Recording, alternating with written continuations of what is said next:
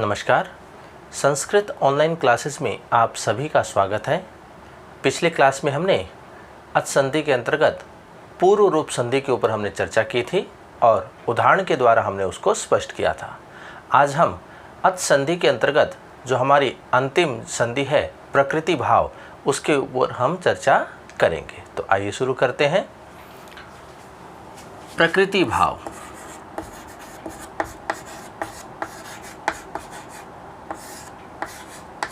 देखिए, प्रकृति के भाव का मतलब है जो है वैसा का वैसा ही रहना। यही स्थिति हमारी कहाँ होगी? प्रकृति भाव संधि में होगी। सबसे पहले हम बात करें प्रकृति भाव संधि का जो सूत्र है वह कौन सा है। तो उसका सूत्र आता है प्लुत प्रग्रियो अचि नित्यम। प्लुत प्रग्रियो अचि नित्यम। ये सूत्र क्या कहता है? ये कहता है कि प्लुत एवं प्रग्रिय संज्ञा जिसकी हुई है ऐसे शब्दों से अच परे हो तो, अच का मतलब स्वर परे हो तो, नित्यम अर्थात सदैव प्रकृति भाव आदेश होता है। अब यह स्थिति है कि यहाँ इस प्रकार से दो शब्द होते हैं हमारे पास। ये जो शब्द होगा ये कैसा होगा? या तो प्लुत होगा या प्रग्रिय होगा, अर्थात इनकी प्लुत या प्रग्रिय संज्ञा हुई होगी। अगर यहाँ ऐसी स्थिति है और यहाँ दूसरे वाले शब्द का जो पहला अक्षर है वो क्या होगा? कोई अच यदि होता है तो हम क्या करते हैं? प्रकृति भाव आदेश करते हैं। अब प्रकृति भाव में हम क्या करेंगे? हम उसमें, क्योंकि हमने पहले ही अर्थ इसको जाना कि प्रकृति भाव का मतलब क्या है कि हमारे पास जो स्थिति है वह स्थिति वैसी की वैसी ही बनी रहना। हम क्या करेंगे कि ये जो मध्य में प्लस का निशान होता है हम केवल मात्र इसको हटाएंगे और जो हमारे पास शब्द हैं वो शब्द वैसे के वैसे ही बने रहेंगे। यही क्या होती है? हमारी प्रकृति भाव संधि होती है। तो प्रकृति भाव संधि का सूत्र आता है प्लुत प्रग्रियो हो अचि नित्यम, कि प्लुत और प्रग्रिय संज्ञा हुई हो ऐसे शब्दों से परे यदि अच होता है तो पूर्व और पर दोनों के मध्य में प्रकृति भाव आदेश होता है। प्रकृति भाव का मतलब है कि जो शब्द हमारे पास है वो बिल्कुल वैसे के वैसे ही बने रहेंगे। तो शब्द बनाने के लिए हम क्या करते हैं? जो बीच में प्लस का निशान हम लगाते हैं, संधि का जो संकेत है उसको हम वहाँ से हटा देते हैं। बस केवल मात्र हमें इतना ही करना होता है इस प्रकृति भाव संधि में। इसमें एक शब्द आया है प्रग्रिय। अब प्रग्रिय क्या होता है? जब हमने कहा कि प्रग्रिय संज्ञा जिसकी हुई हो, तो प्रग्रिय के लिए एक सूत्र आता है, वो आता है ई दु देद द्विवचनम प्रग्रियम। प्रग्रिय संज्ञा करने वाला सूत्र कौन सा है? ई दु देद द्विवचनम प्रग्रियम। अब ये सूत्र क्या कहता है? ये कहता है कि दीर्घ ईकार, दीर्घ उकार और ए, देखिए यहाँ से ये सब वर्ण निकले हैं ई उ। अगर हम इसी शब्द का विच्छेद कर दें तो हमारे पास क्या क्या आएगा? ईद, ऊद और एद। इस प्रकार से हमारे पास शब्द आते हैं। तो देखिए यहाँ जिस किसी के साथ इस प्रकार से दय लग जाए या तय लग जाता है उसका मतलब केवल वह अक्षर होता है। तो यहाँ दीर्घ ई, दीर्घ उ और ए जो कि हमने यहाँ लिखे हैं, ये कैसे होने चाहिए? द्विवचन के होने चाहिए। ये जो मात्रा है, ये जो हमारे वर्ण है, ये किस रूप में होने चाहिए? द्विवचन के रूप में होने चाहिए। अगर ऐसी स्थिति के पश्चात में कोई अच आए उनसे परे, द्विवचन के ईकार, उकार और एकार से परे यदि कोई अच आता है तो उसकी क्या होती है? प्रग्रिय संज्ञा होती है। तो ऐसे उन शब्दों की क्या हो जाएगी? प्रग्रिय संज्ञा हो जाएगी। अब देखिए स्थिति क्या है हमारे पास, कैसी स्थिति बनेगी? ये दो शब्द होते हैं। ये जो प्रग्रिय संज्ञक सूत्र है ये क्या कहता है कि पहले वाले शब्द अर्थात जिसको हम पदांत कहते हैं, तो इस पद के अंत में क्या हो? दीर्घ ई हो या फिर दीर्घ ऊ हो या फिर ए हो, लेकिन यहाँ जो शब्द होगा वो कैसा होना चाहिए, वो द्विवचन का होना चाहिए। ये जो मात्राएं हैं ये किनके साथ जुड़ी होनी चाहिए, वहाँ द्विवचन का कोई शब्द होना चाहिए। तो ऐसी स्थिति यदि यहाँ हो और उससे परे क्या हो, कोई अच हो, तो इस शब्द की क्या हो जाएगी, प्रगृह्य संज्ञा हो जाएगी। तो इसका जो अर्थ आता है वो आता है कि ईकारांत, ऊकारांत एवं एकारांत द्विवचन की प्रगृह्य संज्ञा होती है।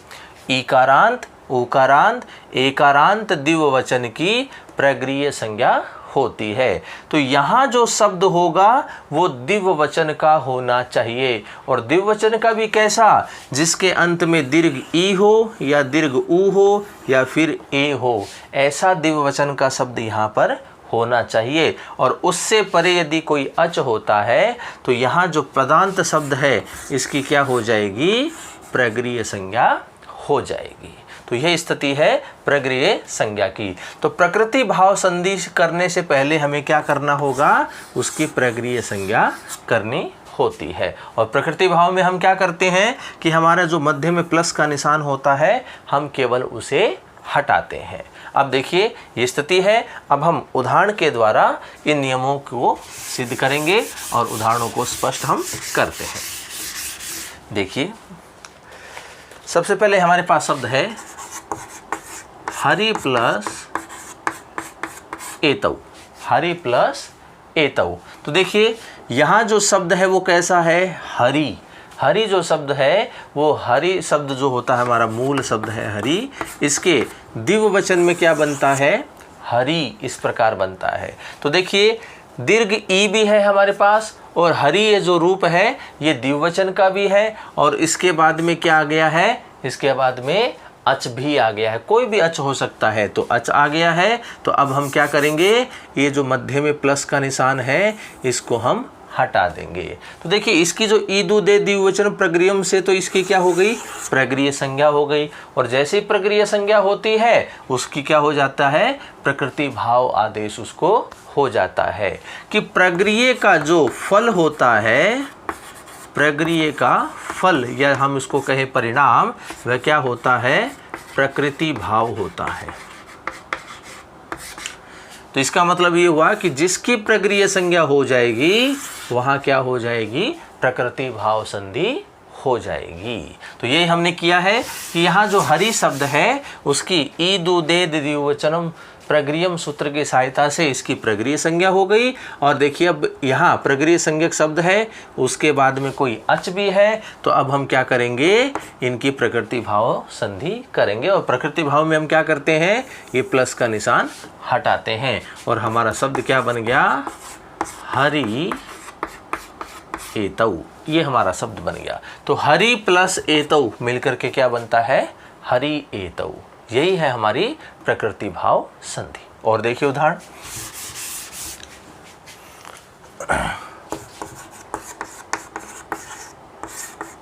Vishnu plus इमौ, Vishnu plus इमौ। तो देखिए यहाँ जो शब्द है वो कैसा है, दीर्घ ऊकारांत है। और ये जो पूरा शब्द है विष्णु, ये विष्णुवाचक जो शब्द होता है उसके द्विवचन में बनता है। तो द्विवचन भी है, दीर्घ ऊकारांत भी है, तो ई दू देद द्विवचनम प्रगृह्यम सूत्र से इसकी प्रगृह्य संज्ञा हो गई। और जैसे ही प्रगृह्य संज्ञा हुई, और आगे भी देखिए अच भी है हमारे पास, तो इसके प्रगृह्य संज्ञा होने के पश्चात हम इसमें क्या करेंगे, प्रकृति भावादेश करेंगे। और प्रकृति भावादेश करेंगे तो ये प्लस का निशान यहाँ से हट जाता है। जैसे ये हटेगा तो हमारा शब्द क्या बन जाएगा, विष्णु इमौ, इस प्रकार से शब्द बनता है। तो विष्णु प्लस इमौ मिलकर के क्या बनेगा, विष्णु इमौ, इस प्रकार से शब्द बनता है। और उदाहरण देखिए,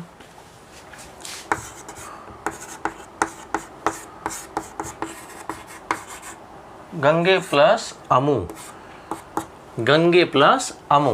तो यहाँ देखिए एकारांत है, ए अंत में है इसके, और गंगावाचक जो शब्द होता है उसके द्विवचन में क्या बनता है, गंगे बनता है। इसके बाद में देखिए क्या है, यहाँ पर अच भी है, तो इस शब्द की क्या हो गई, ई दू देद द्विवचन प्रगृह्यम सूत्र से प्रगृह्य संज्ञा हो गई। और जैसे प्रगृह्य संज्ञा होती है हम क्या करते हैं, प्रकृति भाव आदेश करते हैं और उसमें हम क्या करेंगे, इस प्लस को निशान को हटा देंगे और हटाते ही हमारा जो शब्द है वो क्या बनेगा, गंगे अमु, इस प्रकार से शब्द बनता है। और उदाहरण देखिए,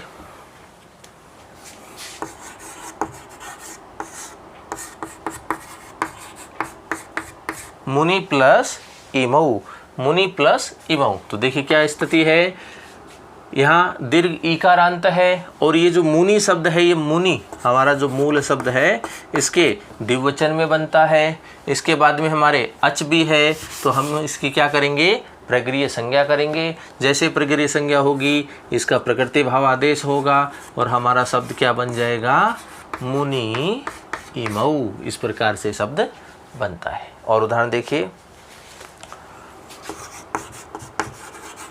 साधु प्लस एतऊ। तो देखिए साधु जो शब्द है मूल क्या होता है, ऊ छोटा होता है साधु में, तो यहाँ दीर्घ ऊकारांत आदेश भी हमें दिखाई दे रहा है। साधु ये द्विवचन का रूप भी है, आगे हमें अच भी दिखाई दे रहा है, तो इस शब्द की क्या हो जाएगी, प्रगृह्य संज्ञा हो जाएगी। जैसे ही प्रगृह्य संज्ञा होगी हम इसका प्रकृति भाव आदेश करेंगे और आदेश में हम क्या करते हैं, इस प्लस के निशान को हटाते हैं और हटाते ही हमारे शब्द क्या बन जाएगा, साधु एतऊ, इस प्रकार से शब्द बनता है। और उदाहरण देखिए,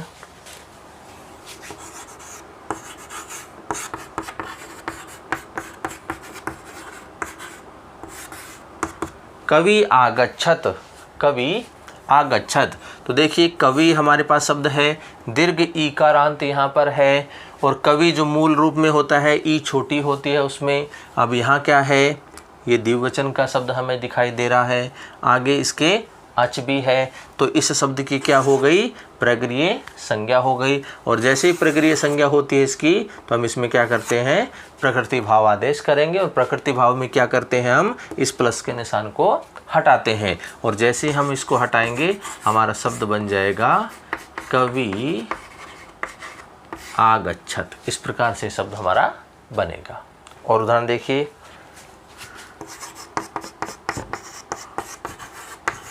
बालिके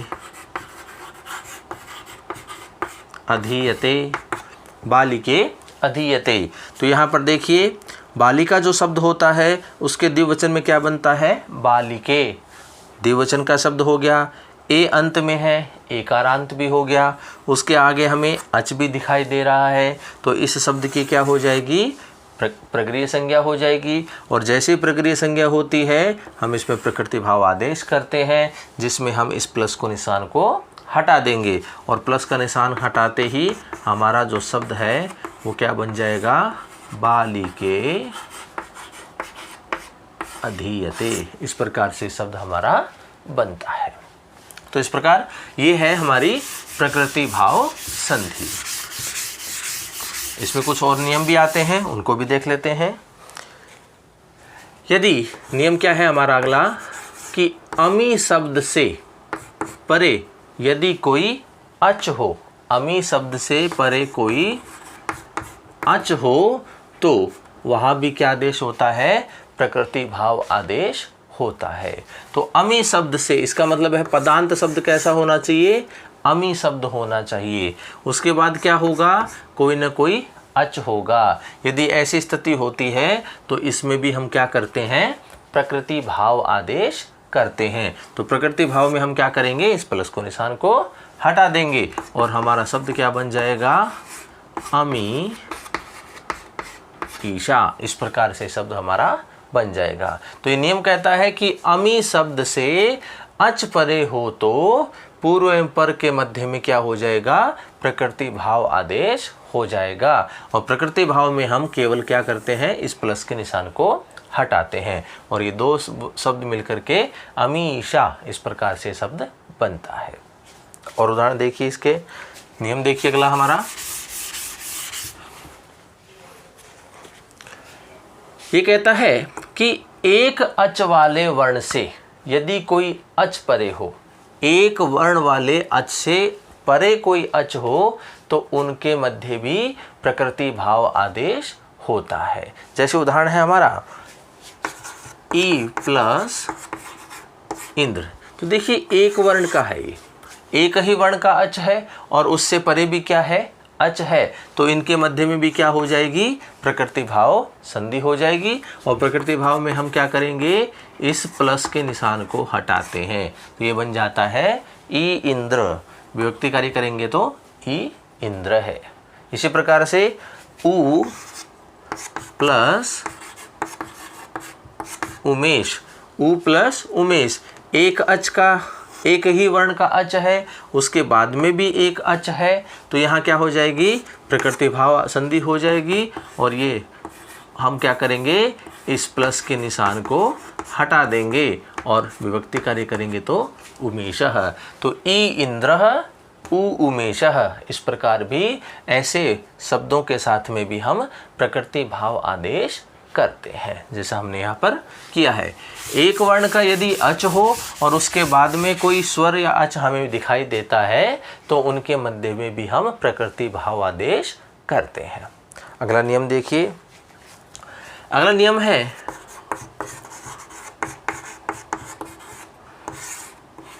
ओकारांत अव्यय से परे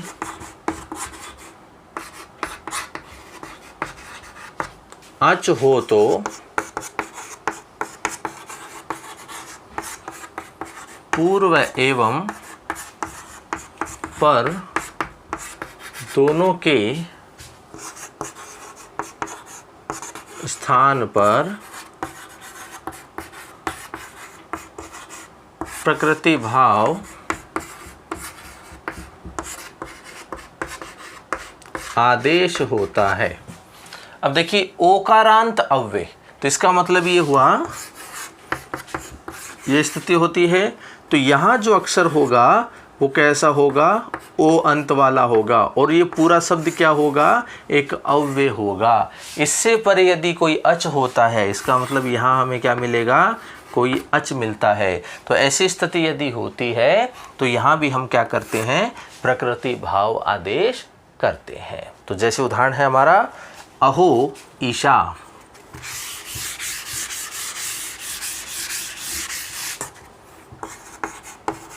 अहो प्लस ईशा, ये स्थिति है। तो देखिए यहाँ ओ अंत में है और ये अहो, इस प्रकार का ये जो शब्द होता है ये कैसा होता है, ये अव्ययवाचक होता है, इनके रूप आदि नहीं चलते हैं। तो ओकारांत अव्यय हमारे पास है, उसके बाद में कोई अच भी है, तो हम क्या करेंगे, दोनों के मध्य में प्रकृति भाव आदेश करेंगे। और प्रकृति भाव में हम क्या करते हैं, इस प्लस के निशान को हटाते हैं और हमारा शब्द क्या बन जाएगा, अहो ईशा। इस प्रकार से हमारा ये शब्द बनता है। तो ये ओकारांत अव्यय से परे यदि कोई अच होता है तो दोनों के मध्य में प्रकृति भाव आदेश होता है, जैसा कि हमने यहाँ पर किया है। तो प्रकृति भाव का मतलब होता है जो स्थिति हमारे पास है वो वैसी की वैसी ही बनी रहती है, वहाँ कोई भी किसी भी प्रकार का परिवर्तन नहीं होता है। प्रकृति भाव संधि के अंतर्गत हम केवल मात्र इस प्लस के निशान को वहाँ से हटाते हैं और जो हमारे शब्द हैं वो बिल्कुल वैसे के वैसे ही रहते हैं। तो इस प्रकार से आज हमने प्रकृति भाव संधि, जो हमारी अच संधि के अंतर्गत अंतिम संधि है, उसके बारे में हमने जाना। तो अगली क्लास में हम जो हमारी हल संधि है, जिसको हम व्यंजन संधि कहते हैं, उसको लेकर के हम चर्चा करेंगे। तो इस प्रकार से अच संधि हमारी आज पूर्ण होती है। तो अभी के लिए इतना ही, धन्यवाद।